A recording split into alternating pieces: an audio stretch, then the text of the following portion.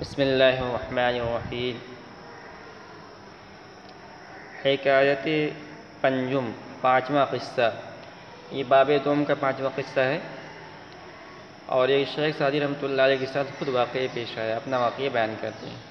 کہنے تنے چند از روندگاں، روند کی جمع روندگاں،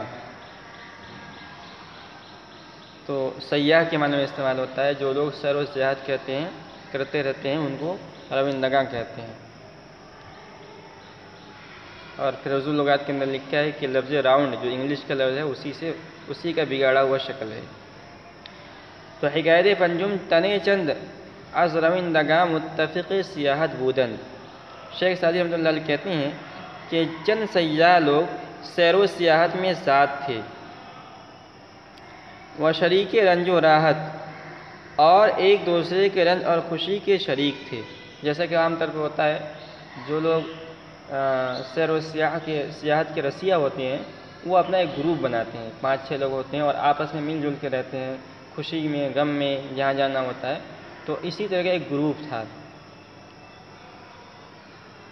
شیخ سعدی کہتے ہیں خواستم کی مرافقت کنم، میں نے چاہا کہ ان کے ساتھ رہوں۔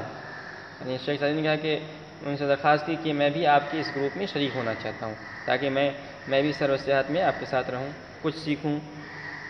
موافقت نہ کردن، انہوں نے میری موافقت نہ کی، بات نہیں مانی میری۔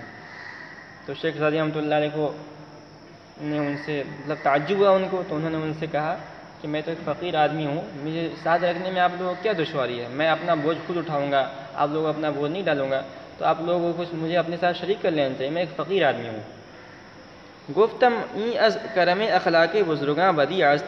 میں نے کہا یہ بات بزرگوں کی مہربانی اور اخلاق سے بعید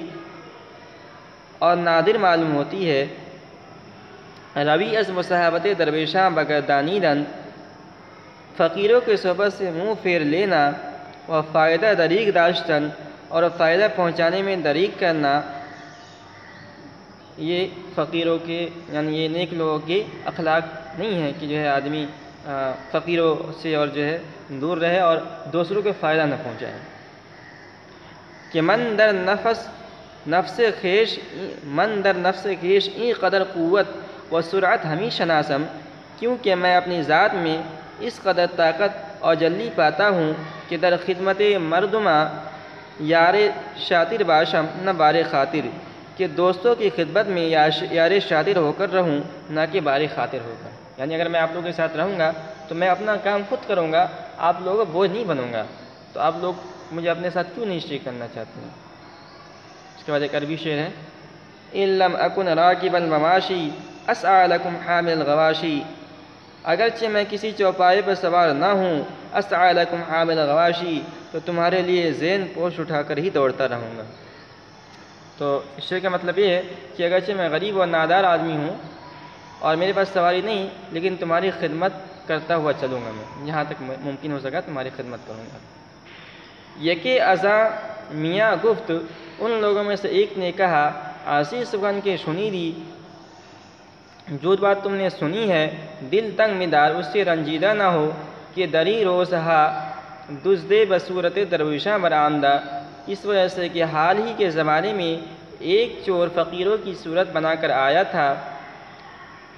خود را در سلک صحبت میں منتظم کرد، اور اپنے آپ کو ہماری صحبت کی لڑی میں شامل کر دیا تھا۔ یعنی کہا کہ ایک ان گروپ میں سے ایک آدمی نے کہا کہ جو ہم نے تمہیں جواب کیا اس سے آپ جو ہے بالکل رنجیدہ نہ ہو، ہمارے جواب دینے کے پیچھے ایک جائز وجہ ہے، اور جائز وجہ یہ ہے کہ ابھی ایک حادثہ پیش آ گیا کہ ایک چور آیا تھا، آپ ہی کی جیسے آپ جو ہے درویش فقیر کی شکل میں آئے اسی شکل میں آیا تھا، اور اس نے جو ہے ہمیں ایک بڑی مصیبت کے اندر گرفتار کر دیا تھا، تو اسی وجہ سے ہم لوگ جو ہے آپ سے دور رہنا چاہ رہے ہیں۔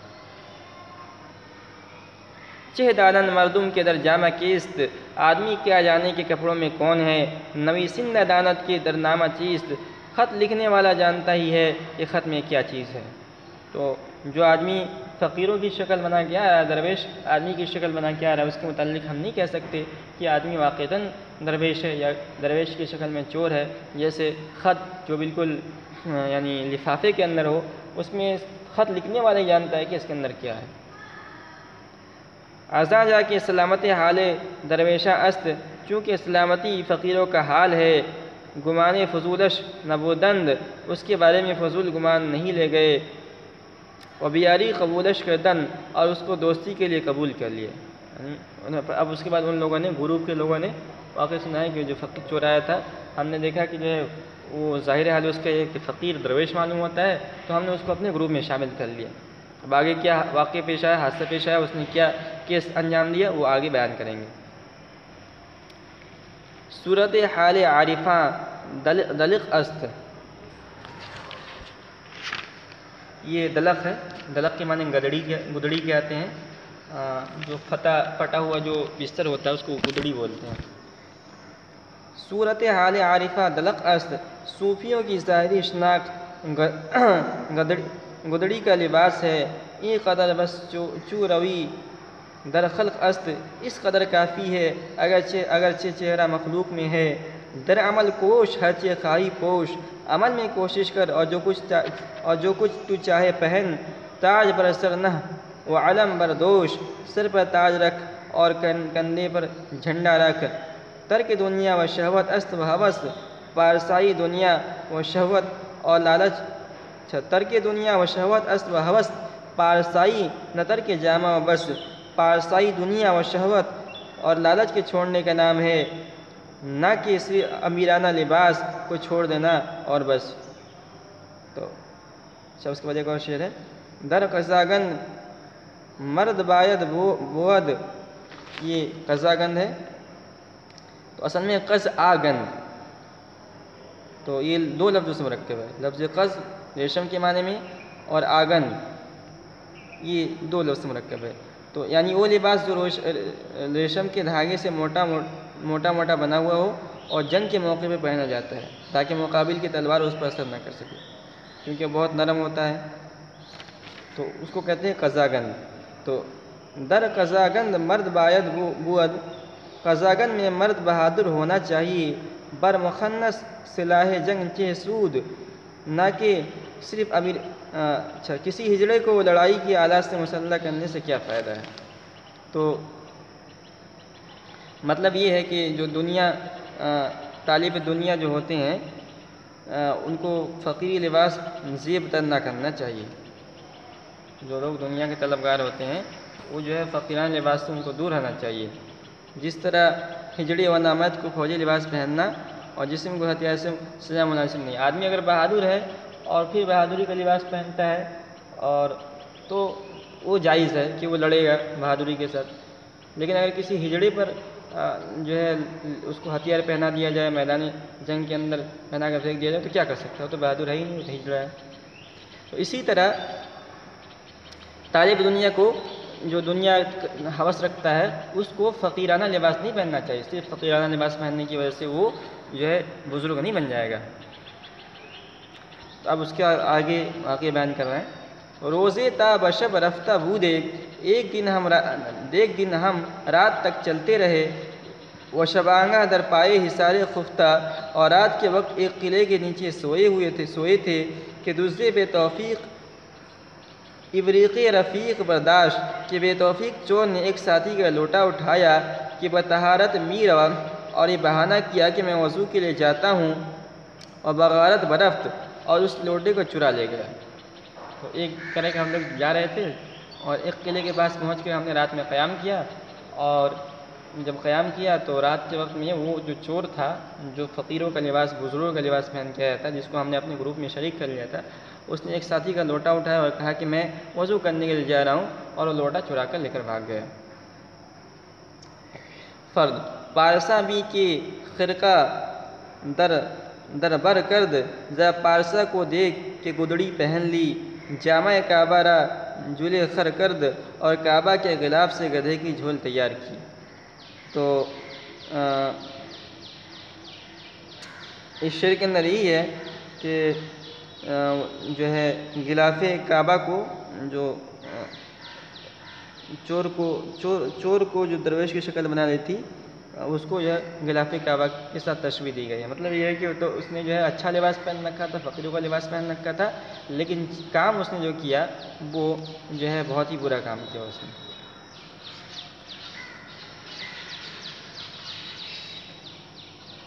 چندہ کے از درویشہ غائب شد ببرج ورفت، یہاں تک کہ فقیروں کی نظر سے غائب ہو گیا اور ایک برج پر چلا گیا۔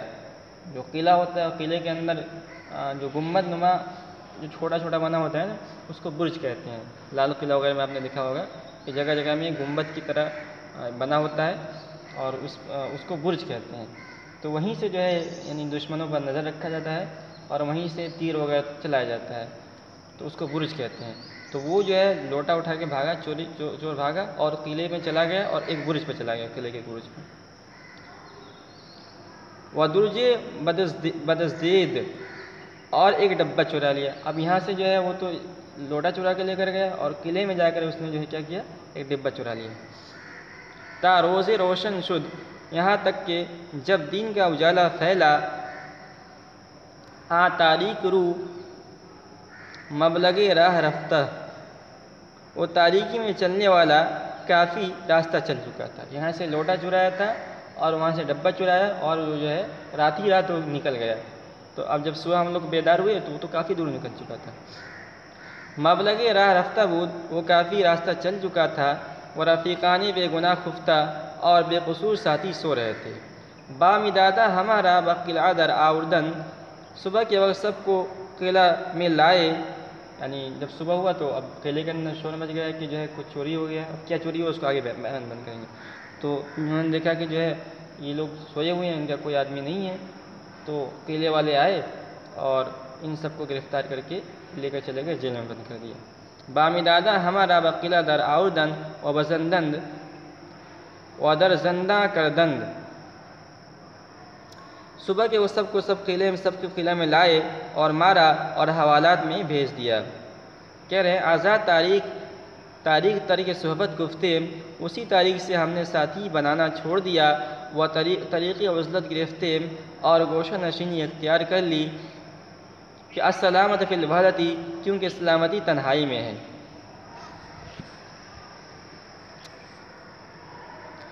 اب آگے کہنا قطعہ ایک شعر ہے۔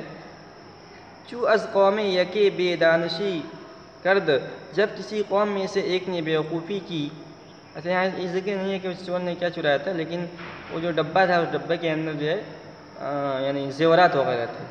یہ اس میں نہیں ہے لیکن دوسری جگہ لکھا ہوا ہے مطلب میں۔ تو کہہ رہے ہیں شیخ سعدی کہہ رہے ہیں کہ ایک شعر ہے کہ چوں از قوم یکی بے دانشی کرد، جب کسی قوم میں سے ایک نے بیوقوفی کی، نہ کہ را منزلت ماند، نہ کہہ را منزلت ماند، نہ مہرا، تو نہ چھوٹے کو عزت رہتی ہے نہ بڑے کی۔ تو کہہ جو ہے یہ چھوٹے کو کہتے ہیں اور مہ جو ہے یہ بڑے کو کہتے ہیں۔ نمی بینی کے گاوے در علف زار، کیا تو نہیں دیکھتا کسی کھیت میں ایک گائے گھس کر نقصان جب کر دیتی ہے۔ بیالایت ہمہ گاوانے دہرا، تو سارے گاؤں کی گایوں کی اپنے ساتھ بدنام، تو سارے گاؤں کی گایوں کو اپنے ساتھ بدنام کر دیتی ہے۔ تو کہنے کا مطلب یہ ہے کہ جب آدمی کوئی کسی قوم کا ایک آدمی برا کام کرتا ہے تو پوری قوم بدنام ہو جاتی ہے۔ جیسے اس چور نے جو ہے ان گروپ میں شامل ہو کر ایک برا کام کیا تو اس کی وجہ سے جو ہے وہ لوگ بھی ان لوگوں کو مصیبت اٹھانی پڑی، اور اس کی وجہ سے جو ہے جتنے بھی درویش اصلی حقیقی فقیر تھے، اللہ والے بزرگ تھے، وہ بھی سب مشکوک ہو گئے اور وہ سب بھی بدنام ہو گئے، اس لیے کہ اس چور نے جو ہے درویشوں کی شکل اختیار کی تھی۔ شیخ سعدی کہہ رہے ہیں جب انہوں نے اس قصے کو سنا، گفتم میں نے کہا، سپاس و منت خدائے عز و جل، میں نے کہا خدائے عز و جل کا شکر ہے کہ اس فوائد درویشہ محروم نہ ماندم، کہ فقیروں کے فائدوں سے محروم نہیں، اگرچہ بصورت الصحبت جدا افتادم، اگرچہ ظاہر میں صحبت سے الگ تھلگ رہا، بڑی حکایت کے گفتی مستفید گشتم، مگر اس قصے سے جو آپ نے کہا میں نے فائدہ اٹھایا، وہ امثال میرا ہمہ عمر ای نصیحت بکار آیت، اور مجھ جیسے آدمیوں کے لیے عمر بھری نصیحت کام آئے گی۔ یعنی میں بھی اب اس کو جو ہے میں نے ٹھان لیا کہ میں بھی جو ہے اب جو ہے یعنی گروپ نہیں بناؤں گا اور جو ہے دوستوں کو اکٹھا نہیں کروں گا کہ اس قصے سے میں نہیں جانا، بلکہ میں اسی بات کو مناسب سمجھتا ہوں کہ گوشہ نشینی اختیار کیا جائے اور تنہا رہا جائے۔ چنانچہ اس کے بعد شیخ سعدی رحمۃ اللہ علیہ نے گلشن نشینی اختیار کر لی، اور اسی گلشن نشینی کے عالم میں انہوں نے جو ہے یہ سب کتابیں جو بوستہ گلستہ وغیرہ ہیں اس سب کو لکھا۔ مثنوی بیک نعت راشیدہ در مجلس، تو کہہ رہے ہیں کہ اگر بر کے بیک نعت راشیدہ در مجلس برنجت دل ہوش مندہ بسے، کسی ایک مجلس میں، نعت راشدہ کہتے ہیں غیر مہذب کو، جس کے اندر تہذیب نہیں ہوتی، شائستگی نہیں ہوتی ہے، تو جب وہ مہذب لوگ مجلس میں جائے اور کچھ غلط بات کہہ دے تو اس کی وجہ سے جتنے مہذب لوگ ہوتے ہیں سب غمگین ہو جاتے ہیں۔ بیک نعت راشدہ در مجلس سے، کسی ایک مجلس میں ایک غیر مہذب کی وجہ سے برنجت دل ہوش مندہ بسے، بہت سے عقل مندوں کا دل رنجیدہ ہو جاتا ہے۔ اگر برکہ پر کنند از گلاب، اگر گلاب سے ایک حوض بھر دیں، سگے دربے افتد کنند منجلاب، ایک کتا اس میں گرے تو سب کو ناپاک کر دے گا۔ تو جس طرح جو ہے حوض جو خوشبو سے بھرا ہوا ہو، اس میں ایک کتے گرنے کی وجہ سے وہ سارا کا سارا جو ہے اس کی خوشبو چلی جاتی ہے اور وہ ناپاک ہو جاتا ہے، اسی طرح اگر کوئی غیر مہذب آدمی کسی مجلس میں بول دیتا ہے تو یعنی کوئی بات بول دیتا ہے تو اس کی وجہ سے وہ ساری کی ساری مجلس بیکار ہو جاتی ہے۔ تو اس حکایت سے یہ بات معلوم ہوئی کہ درویشوں اور فقیروں کو چاہیے کہ جس کا ظاہری لباس نیکو جیسا ہے اس کو نیکی تصور کریں، اور نا اہل و ناجنس کو اپنی صحبت میں داخل نہ کریں، کیونکہ اس سے تکلیفیں اور بدنامیاں برداشت کرنی پڑتی ہے۔ تحقیق کے بعد ہی اپنی جو ہے مجلس کے اندر اور اپنی صحبت کے اندر رکھیں۔